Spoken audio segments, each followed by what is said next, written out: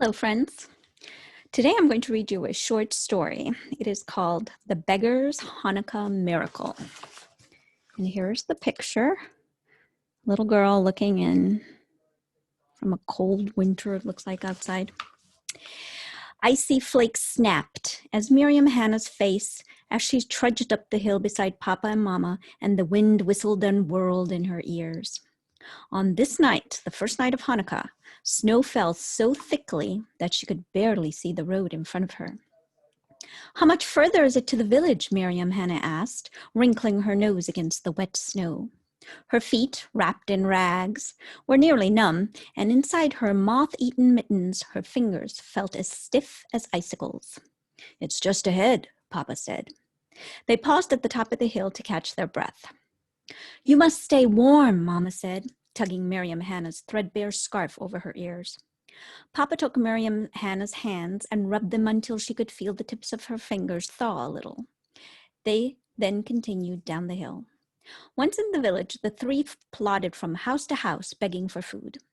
Miriam Hannah peered through the frost-coated windows into the dim rooms. Beyond the thin panes of glass, she could see families lighting Hanukkah candles. The sight reminded her of last year when she'd lit the candles with Mama and Papa, but this year they had no menorah.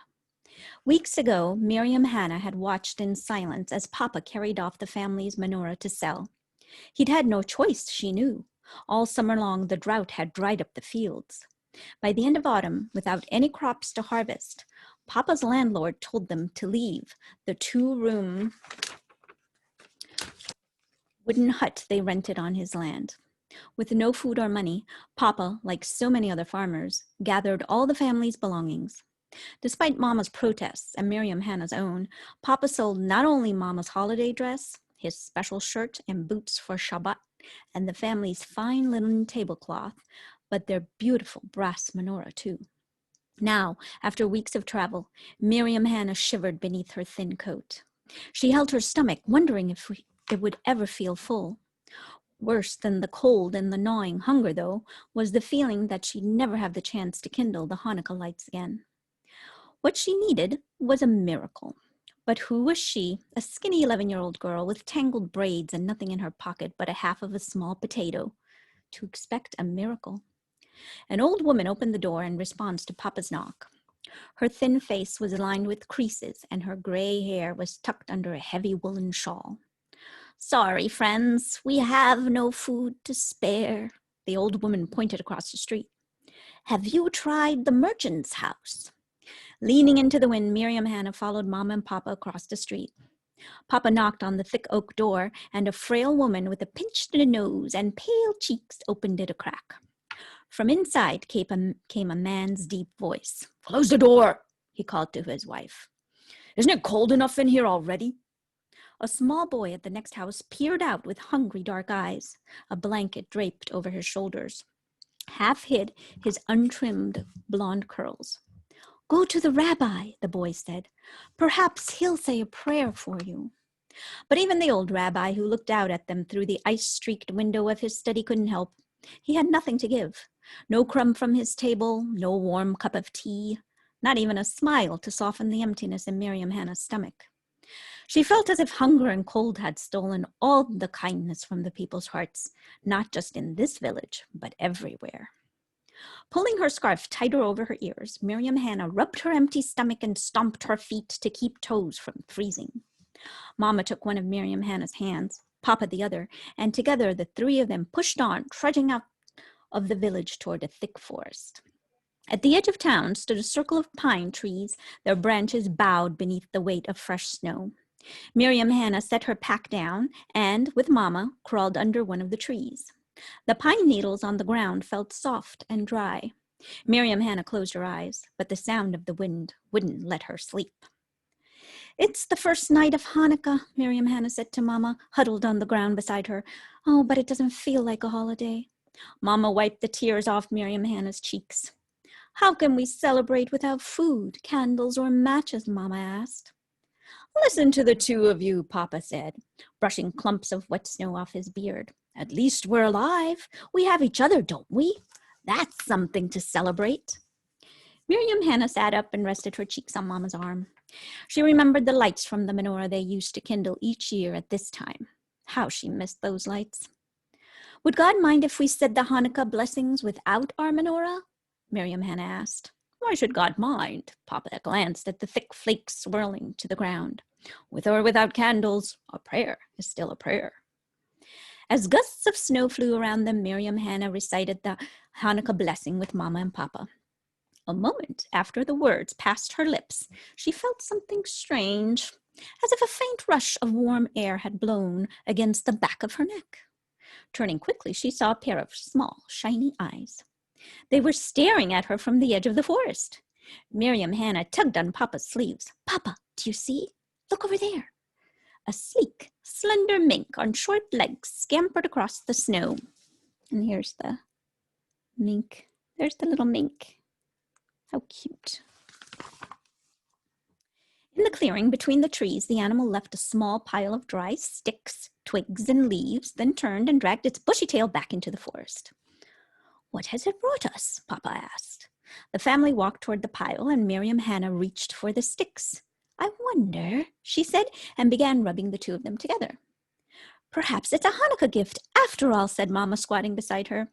Miriam Hannah scraped the sticks against each other until beads of sweat stood out on her brow, and her fingers hurt. At last, sparks of light flew from between her hands into the pile. When she blew gently on the sparks, tiny flames flickered and blossomed in the dry leaves, and thin fingers of light reached beyond the circle of trees into the darkness. Oh, look what you've done, Mama held her hands toward the fire. It's a miracle. No sooner did the flames come to life than Miriam Hannah heard a rumbling, rustling sound near the edge of the forest. What's that noise? Asked Mama. This time, a brown bear hunkered toward Miriam Hannah. It set down a fist-sized stone, which glittered in the firelight like a nugget of gold, and then returned to the woods. Miriam Hannah picked up the stone. What is it? A stone? Papa asked. Laughing with delight, Miriam Hannah lifted the object to Papa's nose. Another gift for Hanukkah, she said, but it isn't a stone, it's beeswax and honey, Papa said, filled with amazement. Miriam Hannah poured the droplets of honey into Papa's and Mama's hands. Then, after licking her fingers, Miriam Hannah held the honeycomb over the flames and waited for the wax to soften before shaping it into two candles. Using threads that she pulled from the corner of Mama's shawl, Miriam Hannah fashioned two small candles. Once she finished making the candles, Miriam Hannah looked up to find a young deer standing perfectly still on the edge of the forest with a small branch clasped in its mouth. Shh, said Miriam Hannah. Don't move or you'll frighten him away. Very slowly, Papa walked to the deer, who released the branch into his hand before leaping off. Is it something else we can use? Mama asked. I believe so, Papa said. He pulled his silver blade out of its sheath and began scraping the bark and cutting the wood. When he was done, Miriam Hannah fit the two candles securely in place with a few drops of melted wax. Our very own Hanukkah menorah, laughed Mama, clapping her hands. Oh, it's wonderful. And there's the deer bringing the branch. As Miriam Hannah set the menorah down, a squirrel scurried to her, chirping loudly. What has the little fellow brought us? Mama asked. Miriam Hannah scooped up the acorn that the squirrel had left on the ground. Using the sharp edge of a stone, she carefully carved 4 Hebrew letters, Nun, Gimel, He, and Shin, into the sides of the new dreidel and watched the candle flames dance in the darkness, remembering how they used to dance in the old menorah. Warm for the first time in weeks, Miriam Hannah wondered if the people in the village felt as warm as she did. Later, sitting next to Mama, she listened to Papa retell the story of the Maccabees. If she closed her eyes, she could almost forget her stomach rumbling with hunger and see the long-ago temple and the jar of oil that had burned for 8 days and nights.